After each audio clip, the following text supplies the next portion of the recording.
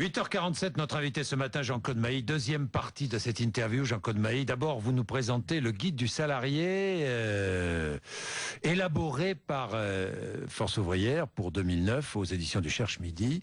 Que contient ce guide? C'est un guide pratique. C'est un guide pratique sur toutes les situations et toutes les difficultés que peut rencontrer un salarié dans son entreprise. C'est sous forme de questions-réponses.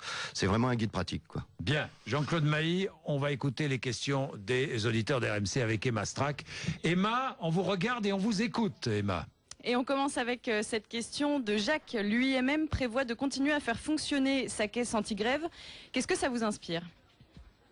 Ça m'inspire, j'ai vu ça, oui, dans les journaux, qu'ils veulent continuer à utiliser cet argent pour aider les entreprises qui auraient des difficultés avec un conflit, par exemple.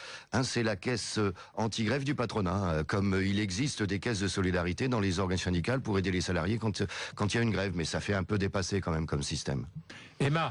On passe à cette question de Charles. Pour éviter la crise, ne faut-il pas faire du protectionnisme économique ? En tous les cas, il faut se protéger au niveau européen.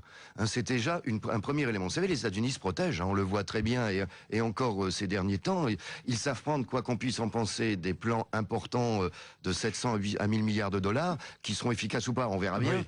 Mais en tous les cas, au niveau européen, on voit bien que toute la logique de la construction européenne, depuis des années sur la libre concurrence, le marché libre, elle est en train de prendre l'eau complètement. Ce que nous disons, nous, depuis des années. Donc il faut construire une Europe économique, financière et sociale. Et surtout, moi je dirais à la limite, il faut commencer par le social. Oui. C'est les droits fondamentaux et l'économie, ça n'est qu'un outil. Sinon, chaque pays va tirer la couverture à lui. On le voit en ce moment. Écoutez, qu'est-ce qu'ils ont décidé de concret?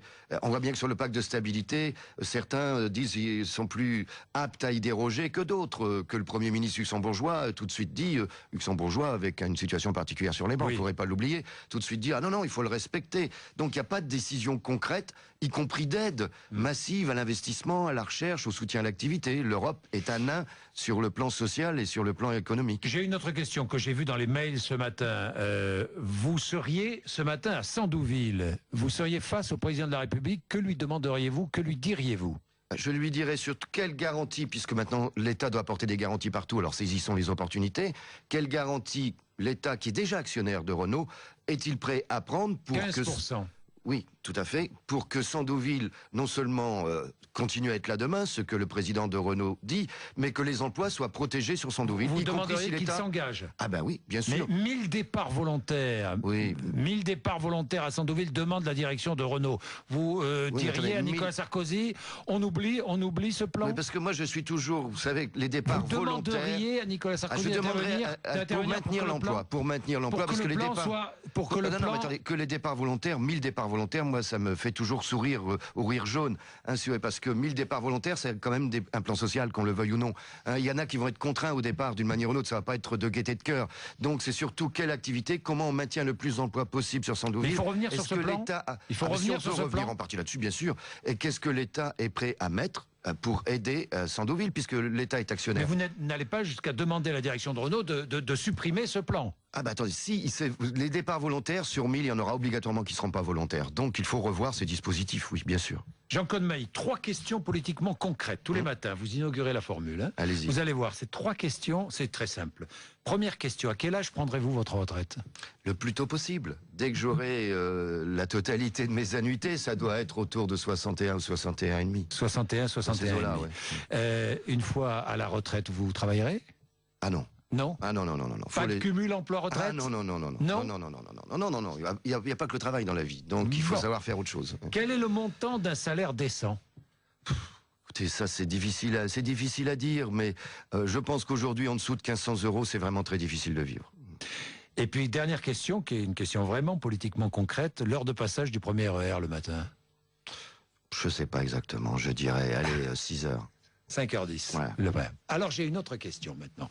Le service minimum, parce que demain il y a cette grande journée de mobilisation pour certains syndicats grève demain, notamment l'éducation nationale. Le service minimum n'est pas appliqué partout. Vous le regrettez ou pas, le service minimum dans les écoles ? Non, mais bien sûr que non. Moi je connais même des endroits où, quand les enseignants sont en grève, les territoriaux se mettront en grève par solidarité. Oui. Donc non, moi je ne regrette pas du tout parce que je considère que... Mais mettez-vous à la place des parents, mettez-vous à la place des parents qui ne savent pas... Jean-Jacques Bourdin. Oui. Oui, et y compris quand on dit le samedi, on fera pas l'école pour aider les parents, mais lesquels? Ceux qui partent en week-end, il y en a pas tant que ça. Et si vraiment c'est pour aider les parents, alors qu'on a... Ceux qui travaillent, les parents qui travaillent. Oui, mais alors que le gouvernement soit logique, et qu'il ne veuille pas non plus étendre le travail le dimanche, parce que qui gardera les enfants le dimanche quand les parents travailleront? Il y a une complète contradiction.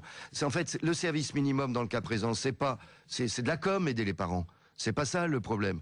Ce problème, c'est qu'ils veulent remettre en cause le droit de grève. Si vraiment ils voulaient aider les parents, eh ben ils feraient pas travailler les gens le dimanche comme la proposition de loi est en train de revenir. Voilà. Qu'est-ce que vous allez faire contre cette proposition de loi? Vous allez vous mobiliser à Force ouvrière contre le travail le dimanche? On a toujours dit qu'on était contre. Il y a des dérogations possibles, ça suffit. Je dis tout simplement pour une raison. Le jour où le travail du dimanche sera banalisé, ce qui est l'objectif, eh ben vous serez payé comme un autre jour. Donc ça signifie que ceux qui acceptent de travailler le dimanche... Mais s'il est inscrit dans la loi, que le dimanche on doit être payé double ou triple... Oui, mais c'est pas ce qui est envisagé en tous les cas. Dans l'immédiat, il y a déjà des dérogations qui sont faites, il y a déjà des problèmes qui sont posés aujourd'hui. Donc étendre le travail le dimanche, ceux qui travaillent le dimanche aujourd'hui, c'est ou parce qu'ils n'ont pas le choix, ou parce que c'est le seul moyen d'améliorer un salaire qui est très bas, ça je peux le comprendre.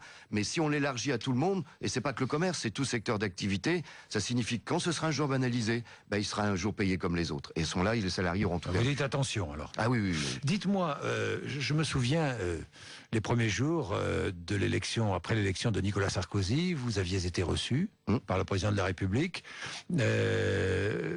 et vous sembliez heureux de cette initiative. 18 mois après, vous êtes toujours aussi heureux? Heureux, c'était peut-être pas le même. Heureux de cette initiative. Vous pensiez qu'on allait établir un nouveau... Attendez, il y a des contacts qui sont relativement fréquents. J'ai vu le président de la République il y a 15 jours ou 3 semaines. On a pu faire le point sur des dossiers. On se parle. Franchement, maintenant, moi, je regarde aussi quelle est la situation. Je lui indiquais il y a 15 jours, 3 semaines, quand je l'ai vu, le point clé, par exemple, que représentait la prime transport. Mais je vois pour le moment, il n'y a toujours rien.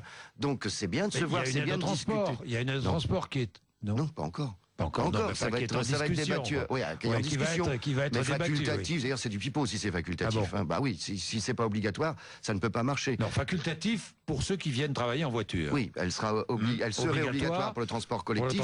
Mais il y a beaucoup de cas où vous pouvez pas, parce que le transport collectif n'existe pas, vous êtes en horaire décalé, etc. Vous demandez à ce qu'elle soit obligatoire aussi. Dans ce cas-là, qu'il y ait une prime obligatoire. C'est quoi, 200 € par an? Nous, on considère que c'est trop court, minimum 360. 360 € par an. 30 € par mois. Et vous savez, une entreprise de 9 salariés, ça lui coûte 270 € par mois, si c'est 30 € par salarié.